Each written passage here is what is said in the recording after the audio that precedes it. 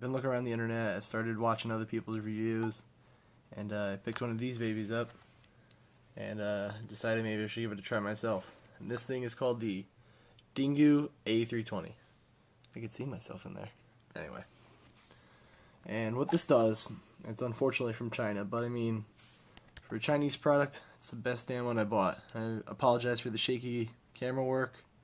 I don't have a tripod, but let's take a look at this. It's a very, very nice, kind of like a DS Lite plastic. Not plastic, but plastic. That's how you reset. Wish it would focus, but you got a reset and a microphone hole. Does voice recording, but we'll get to that later. And the D-pad, it's quite nice, better than the DS D-pad. Then again, a lot of things are nice in the DS D-pad. We got your X, Y, B, and A. Very nice. I mean, with this setup, you can pull Street Fighter moves off there. 2 shoulder buttons, the R and L. And this is a problem I noticed out. There's the L button. There's the R button. You can't really tell in the video, but that clicks a little better than the R button. And so the R button's a little more assessed. It won't affect your gameplay, but I mean, yeah, something I pointed out.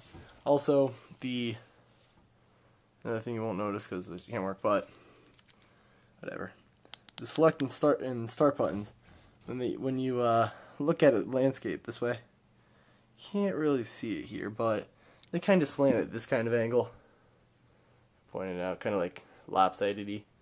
Again, doesn't affect your gameplay, but hey, it's from China. It's $100, and for $100, I'm not really complaining. We'll boot it up.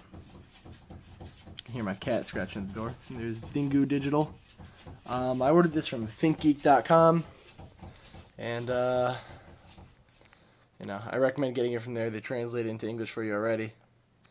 And here's what we got. We have 3D game, interesting game. I'll explain more about this later. It does your music, video, radio, voice recorder, picture, ebook. I don't know why anyone would want to read anything on here. It does TV out. Browser that is not the internet browser. It's just a browser for all the files in the system. Yep, there we go. And your settings. What I'm going to do is I'm actually going to plug this into the TV right now, and we'll look at it through there. Alright, so the way we hook this up to the TV is what you actually have to do is turn it on. So you have go to TV, and then the first option, which you can't read but I can, says Connect TV. Before you do that, you want to take this little thing that came in the box. What it does is it hooks up to the television right there, and you should just slip that into this little slot here. I forgot to mention, you got your stereo speakers. This is your charging and data port. You put ROMs on it through there, and a mini SD slot. This whole system runs off emulators and ROMs. It does everything from NES up to Game Boy Advance. No PlayStation 1. It doesn't. It only has 2 shoulder buttons compared to 4. But for the amount of games with NES alone and Super Nintendo and Genesis and all that, you're looking at a good 1,000 bunch of games. So let's get back to this. So you hit Connect TV, and what happens is, there you go. Ooh, that's bright. But your whole system puts up on the TV. So we'll go over all the features of the Dingoo A320. And again, I apologize I don't have a tripod right now because I am poor. So 3D game. What this is a bunch of games that come preloaded. These are all the folders. But however, if you hit 3D game to access the games on the Dingoo preloaded, you have to go into the folder that says top one 3D right there. Hit the A button. You get all these. You got 7 Days, which is I haven't played, but it's kind of like a Resident Evil thing. Brick Breaker, I don't know. Snake, Tetris. And this last one, it cuts off for some reason when you connect it to the TV. I'm going to work on that, and it's called Ultimate Drift. Dr. Ashens reviewed that. It's kind of like a racing game.